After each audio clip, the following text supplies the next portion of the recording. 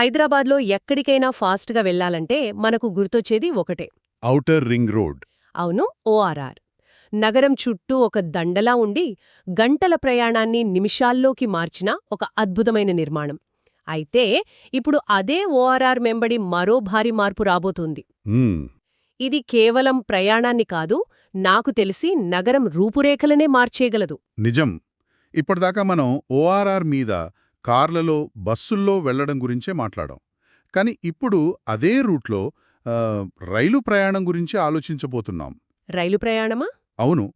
ఇది ఏదో ఒక కొత్త మెట్రో లైన్ కాదు. నగరాన్ని 360 డిగ్రీల కోణంలో చుట్టేయబోయే ఒక మహాప్రణాళిక. కరెక్ట్. అందుకే ఈరోజు మన చర్చ హైదరాబాద్ ఔటర్ రింగ్ రోడ్డు వెంబడి ప్రతిపాదించిన మహా మెట్రో రింగ్ రైల్ ప్రాజెక్టు గురించి. మన దగ్గర దీనికి సంబంధించిన ఒక ఆన్లైన్ వార్తాకథనం, అలాగే ఒక చిన్న న్యూస్ క్లిప్ ఉన్నాయి. సరే. ఈ రెండింటినీ ఆధారం చేసుకుని అసలు ఈ ప్రాజెక్ట్ ఏంటి, ఇది సాధ్యమేనా, ఇది హైదరాబాద్ భవిష్యత్తును ఎలా ప్రభావితం చేయగలదో కొంచెం లోతుగా చర్చిద్దాం. తప్పకుండా. మొదలు పెడదాం. సరే, అసలు ఈ మహా మెట్రో రింగ్ రైల్ అంటే ఏంటి? సింపుల్గా చెప్పాలంటే ఓఆర్ఆర్ పక్కనే ఒక వలయాకారం మెట్రో లైన్ నిర్మించడం, అంతే కదా? అంతే. కానీ ఇక్కడ నాకొక ప్రశ్న. అడగండి. 158 కిలోమీటర్ల పొడవైన ఒక మెగా ప్రాజెక్ట్ అనగానే మనకు మొదట ఎదురయ్యే అతిపెద్ద సమస్యేంటి? ల్యాండ్ అక్విజిషన్, భూసేకరణ. ఎగ్జాక్ట్లీ. ఏళ్ల తరబడి ప్రాజెక్టులు ఆగిపోవడానికి కారణం ఇదే కదా. కోర్టు కేసులు, నష్టపరిహారాలు, స్థానికుల వ్యతిరేకత. అవును. ఇదో పెద్ద తలనొప్పి. 158 కిలోమీటర్లకు భూమి సేకరించాలంటేనే ఒక 10-15 ఏళ్లు పడుతుందేమో. అక్కడే ఈ ప్రాజెక్ట్ యొక్క అసలైన మ్యాజిక్ ఉంది. మ్యాజిక్ ఏంటి? మన దగ్గరున్న ఆర్టికల్ ప్రకారం ఈ మహామెట్రో ప్రాజెక్టుకు దాదాపుగా కొత్త భూసేకరణ అవసరమే లేదు. ఒక్క నిమిషం. ఏంటి? 158 కిలోమీటర్ల ప్రాజెక్టుకు భూసేకరణ అవసరం లేదా? లేదు. ఇది ఎలా సాధ్యం? ఇది నమ్మశక్యంగా లేదు. ఇక్కడే అసలు విషయం ఉంది. గతంలో అంటే దాదాపు 20 ఏళ్ల క్రితం ఔటర్ రింగ్ రోడ్ను డిజైన్ చేసినప్పుడే. ఓ, అప్పుడేనా? అవును. ఆనాటి ప్లానర్స్ చాలా దూరదృష్టితో ఆలోచించారు. భవిష్యత్తులో ఈ మార్గంలో ఒక రైల్వే లైన్ లేదా మెట్రో అవసరం వస్తుందని ఊహించి ఓఆర్ఆర్ సర్వీస్ రోడ్డు పక్కన సుమారు 25 మీటర్ల వెడల్పున్న కారిడార్ను ప్రత్యేకంగా దీనికోసమే కేటాయించి వదిలేశారు. నిజంగానా? 25 మీటర్లు అంటే దాదాపు 8 అంతస్తుల భవనం వెడల్పొంత ఉంటుంది. అవును. అంత స్థలాన్ని 158 కిలోమీటర్ల పొడవున ఖాళీగా ఉంచారంటే ఆ రోజుల్లోని వాళ్ల విజన్ను నమ్మలేకపోతున్నాను. ఇది మామూలు విషయం కాదు. కరెక్ట్. మన దగ్గర ఒక ఫ్లైఓవర్ కట్టాలంటేనే భూసేకరణకు ఏళ్లు పడుతుంది. అలాంటిది దీనికి భూమి అప్పుడే సిద్ధంగా ఉందంటే అద్భుతం. ఇది కేవలం అద్భుతం కాదు, ఇట్స్ ఎ గేమ్ చేంజర్. ఎలా? దీనివల్ల ప్రాజెక్ట్ ఖర్చు, సమయం రెండూ ఊహించని విధంగా తగ్గిపోతాయి. భూసేకరణలో ఉండే లీగల్ ప్రాబ్లమ్స్, పరిహారం చెల్లింపులు వంటి అడ్డంకులేవీ ఉండవు. ఓకే. అందుకే ఈ ప్రాజెక్ట్ కేవలం ఒక కలగా మిగిలిపోకుండా వాస్తవ రూపం దాల్చడానికి అవకాశాలు చాలా ఎక్కువగా ఉన్నాయి. డిపిఆర్ అంటే డీటెయిల్డ్ ప్రాజెక్ట్ రిపోర్ట్ త్వరగా పూర్తి చేసి పనులు మొదలుపెట్టేందుకు ఇదే అతిపెద్ద బలం. ఓకే, ఇప్పుడు ప్రాజెక్ట్ సాధ్యమేనని గట్టి నమ్మకం కలిగింది. ఇప్పుడు దీని స్కేల్ గురించి మాట్లాడుకుందాం. సరే. 158 కిలోమీటర్లు అని వినడానికి బాగుంది, కానీ ఆ దూరాన్ని మనం ఎలా ఊహించుకోవాలి? స్పష్టంగా చెప్పాలంటే ఇది దాదాపు హైదరాబాద్ నుండి వరంగల్ వెళ్లి తిరిగి రావడంతో సమానం. అబ్బా! అంత పెద్ద నెట్వర్క్ను నగరం చుట్టూ నిర్మించబోతున్నారు. ప్రస్తుతమున్న ఓఆర్ఆర్ ఇంటర్చేంజుల వద్ద ప్రాథమికంగా 22 మెట్రో స్టేషన్లను నిర్మించాలని ప్రతిపాదించారు. 22? అవును. భవిష్యత్తులో అవసరాన్ని బట్టి వీటిని 25 వరకు పెంచవచ్చు. ఇంటర్చేంజ్లు అంటే గచ్చిబౌలి, శంషాబాద్, పటాన్చెరు, పెద్ద అంబర్పేట్ లాంటివి. కరెక్ట్. అంటే వేర్వేరు రోడ్లు ఓఆర్ఆర్తో కలిసి పెద్ద జంక్షన్లు అన్నమాట. అక్కడ స్టేషన్లు పెడితే వేరే జిల్లాల నుండి వచ్చేవారు సులభంగా మెట్రోలోకి మారొచ్చు. సరిగ్గా అదే. దీని ముఖ్య ఉద్దేశ్యం కూడా అదే. కోర్ సిటీ అంటే నగరం నడిబొడ్డులోకి వచ్చే వాహనాల రద్దీని తగ్గించడం. నగర శివారు ప్రాంతాల నుండి, చుట్టుపక్కల జిల్లాల నుండి ఉద్యోగాలకు, ఇతర పనుల కోసం వచ్చేవారికి వేగవంతమైన రవాణాను అందించడం దీని ప్రధాన లక్ష్యం. ఓకే, ప్రాజెక్టు సాధ్యమే, ప్లాన్ కూడా బాగుంది. కానీ నేను ఒక సాధారణ ప్రయాణికురాలిగా ఆలోచిస్తున్నాను. సరే. ఉదాహరణకు, నేను నా ఊర్నుండి కారులో పటాన్చెరు వరకు వచ్చాను. అక్కడి నుండి నా ప్రయాణం ఎలా ఉంటుంది? హ్మ్. అంతా సులభంగా ఉంటుందా, లేక ఇదొక కొత్త తలనొప్పి అవుతుందా? మంచి ప్రశ్న.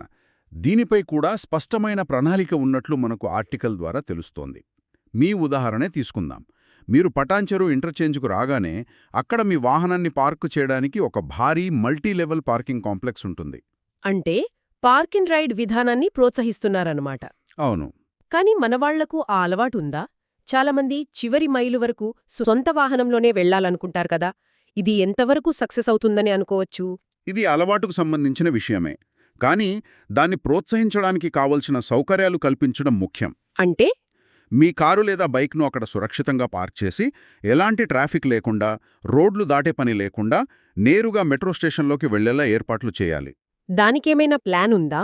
ఉంది. ఆ పార్కింగ్ కాంప్లెక్స్ల నుండి మెట్రో స్టేషన్కు నేరుగా కనెక్ట్ చేస్తూ ప్రత్యేకంగా స్కైవాకులను నిర్మించాలని కూడా ప్రణాళికలో ఉంది. ఓ, స్కై వాక్లు. అవును. అంటే మీ పార్కింగ్ నుండి బయటకు రాకుండానే పైనుండే నడుచుకుంటూ ప్లాట్ఫామ్కు చేరుకోవచ్చు.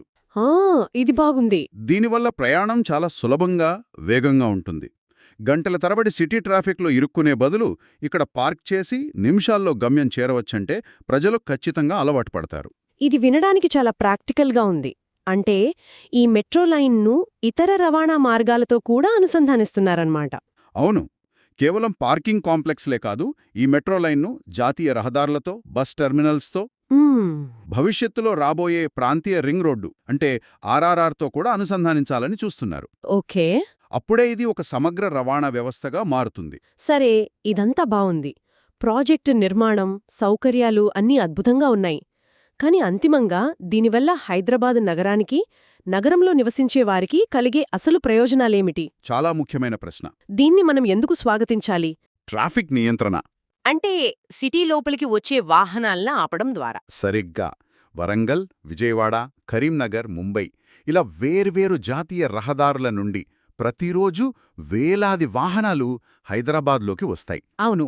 ఈ ప్రాజెక్ట్ పూర్తయితే ఆయా రూట్ల నుండి వచ్చే బస్సులను, ఇతర వాహనాలను నగరం బయటే అంటే పెద్ద అంబర్పేట్ లేదా పటాన్చెరు వంటి ఇంటర్చేంజ్ల వద్దే నిలిపివేయవచ్చు. ఓ, అంటే నగరం యొక్క ఎంట్రీ పాయింట్స్ దగ్గర పెద్ద పెద్ద టెర్మినల్స్, పార్కింగ్ కాంప్లెక్స్లు వస్తాయన్నమాట. కరెక్ట్. అక్కడ్నుండి సిటీలోకి రావాలంటే మెట్రో ఒక్కటే మార్గం అవుతుంది. అవును.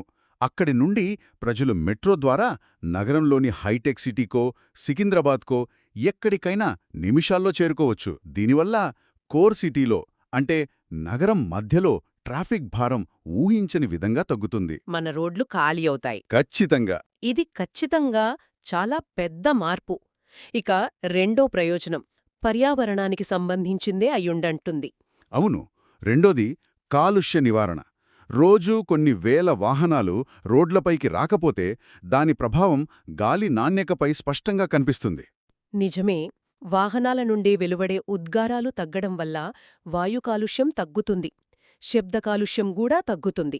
నగరం మరింత ఆరోగ్యకరంగా, ప్రశాంతంగా మారుతుంది. అవును. ఇక మూడోది, ఇది నాకు చాలా ఆసక్తిగా ఉంది, ఆర్థిక వ్యవస్థకు సంబంధించింది. ముఖ్యంగా రియల్ ఎస్టేట్ రంగంపై దీని ప్రభావం ఎలా ఉంటుంది? మూడవ ప్రయోజనం రియల్ ఎస్టేట్ మరియు ఆర్థిక వలర్చి. మెరుగైన కనెక్టివిటీ ఎక్కడుంటే అభివృద్ధి అక్కడ పరుగులు పెడుతుంది. అంతేగదా.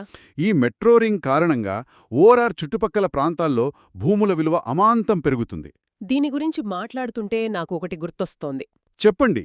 10 ఏళ్ల క్రితం కోకోపేట్, నానక్రామ్గూడ అంటే ఊరి బయట అనేవాళ్లు. ఇప్పుడు చూడండి, అవి హైదరాబాద్లోనే అత్యంత ఖరీదైన ప్రాంతాలుగా మారాయి. నిజం. ఈ మెట్రో వస్తే బహుశా రేపు పటాన్చెరు లేదా ఘట్కేసర్ కూడా కొత్త ఫైనాన్షియల్ డిస్ట్రిక్ట్లు అవుతాయేమో? ఆ అవకాశం ఖచ్చితంగా ఉంది. ఇప్పటికే ఐటీ కంపెనీలు ఫైనాన్షియల్ డిస్ట్రిక్ట్ దాటి విస్తరిస్తున్నాయి. ఈ మెట్రో వస్తే ఓఆర్ఆర్ వెంబడి కొత్త ఐటీ కారిడార్లు, వాణిజ్య సముదాయాలు, పెద్ద పెద్ద రెసిడెన్షియల్ టౌన్షిప్లు ఏర్పడతాయి. ఆ, నగరాభివృద్ధి కేవలం కోర్ సిటీకి పరిమితం కాకుండా 158 కిలోమీటర్ల రింగ్ వరకు విస్తరిస్తుంది. అభివృద్ధి ఒకేచోట కేంద్రీకృతం కాకుండా వికేంద్రీకరణ జరగడం మంచిదే. చాలా మంచిది. ఇది స్థానికంగా ఉపాధి అవకాశాలను కూడా పెంచుతుంది కదా. అదే 4వ అతి ముఖ్యమైన ప్రయోజనం, ఉపాధి అవకాశాలు. ఓకే. అభివృద్ధి శివారు ప్రాంతాలకు విస్తరించినప్పుడు అక్కడ కొత్త పరిశ్రమలు, లాజిస్టిక్స్ హబ్స్, కార్యాలయాలు వెలుస్తాయి. దీని ద్వారా నగర శివారు ప్రాంతాల్లో నివసించే స్థానిక యువతకు వారి నివాస ప్రాంతాలకు దగ్గర్లోనే మంచి ఉద్యోగాలు దొరుకుతాయి. ఉపాధి కోసం గంటల తరబడి నగరం లోపలికి ప్రయాణించాల్సిన అవసరం తగ్గుతుంది. కరెక్ట్. వారి జీవన ప్రమాణాలు కూడా మెరుగుపడతాయి. ఇవన్నీ వింటుంటే ఇది కేవలం ఒక రవాణా ప్రాజెక్ట్లా కాకుండా నగరం యొక్క సామాజిక ఆర్థిక ముఖచిత్రాన్ని మార్చే ఒక సమగ్ర ప్రణాళికలా అనిపిస్తోంది. నిస్సందేహంగా. అయితే ఇదంతా ఇప్పటికీ కాగితాల మీదే ఉందా, లేక ఏమైనా ముందడుగు పడిందా? ఈ ప్రాజెక్ట్ నిజంగా పట్టాలెక్కుతుందా? ఇక్కడే మన దగ్గరున్న రెండో సోర్స్ అంటే TV9 న్యూస్ క్లిప్ మనకు కొంత స్పష్టత ఇస్తుంది. ఏమిటది? ఆ క్లిప్లోని సమాచారం ప్రకారం ఈ ఔటర్ రింగ్ రైల్వే ప్రాజెక్టుకు కేంద్ర ప్రభుత్వం సూత్రప్రాయంగా ఆమోదం తెలిపిందని తెలుస్తోంది. ఓ, అంటే ఇది కేవలం రాష్ట్ర ప్రభుత్వ ఆలోచన కాదు, కేంద్రం కూడా గ్రీన్ సిగ్నల్ ఇచ్చిందన్నమాట. అవును, ఇది ప్రాజెక్టుకు ఎంత బలాన్నిస్తుంది? చాలా బలాన్నిస్తుంది. కేంద్రం ఆమోదమంటే నిధుల సమీకరణ, అనుమతులు సులభమవుతాయి. ఇది ఒక రాష్ట్రానికే పరిమితమైన ప్రాజెక్టుగా కాకుండా జాతీయ ప్రాముఖ్యత ఉన్న ప్రాజెక్టుగా మారుతుంది. అంటే ఇది కేవలం మాటలకే పరిమితం కాలేదన్నమాట. లేదు, ఆ వార్తా కథనంలో మరో ముఖ్యమైన విషయముంది. చెప్పండి. కేంద్రం ఈ ప్రాజెక్టు యొక్క సర్వే పనుల కోసం ప్రాథమికంగా ఆ 12.5 కోట్లు కేటాయించినట్లు కూడా పేర్కొన్నారు. 12.5 కోట్లు అనేది వేల కోట్ల ప్రాజెక్టుకు చాలా చిన్న మొత్తం కదా? నిజమే, ఇది చిన్న మొత్తమే, కానీ ఇది ఒక అధికారిక ప్రకటన. ఓకే. అంటే ప్రాజెక్టు ఫైళ్లలోంచి బయటకు వచ్చి క్షేత్రస్థాయిలో మొదటి అడుగు పడిందని అర్థం. ఈ నిధులతో ఏం చేస్తారు? ఈ నిధులతో సర్వే చేస్తారు. అంటే ఎక్కడెక్కడ స్టేషన్లు కట్టాలి, భూమి పరిస్థితి ఎలా ఉంది, అలైన్మెంట్ ఎలా ఉండాలి అనే విషయాలను క్షేత్రస్థాయిలో పరిశీలిస్తారు. ఈ సర్వే పూర్తయితేనే అసలైన బడ్జెట్, టైమ్లైన్ బయటకొస్తాయి. సరే. సో ఇది ప్రాజెక్టు ముందుకు వెళుతోందనడానికి ఒక బలమైన సంకేతం. చాలా స్పష్టంగా ఉంది. మొత్తానికి ఈ రోజు మనం హైదరాబాద్ రూపురేఖలను శాశ్వతంగా మార్చగల ఒక భారీ ప్రాజెక్టు గురించి చాలా లోతుగా చర్చించుకున్నాం. అవును, దాదాపు 20 ఏళ్ల క్రితం వేసిన ఒక అద్భుతమైన ప్రణాళిక.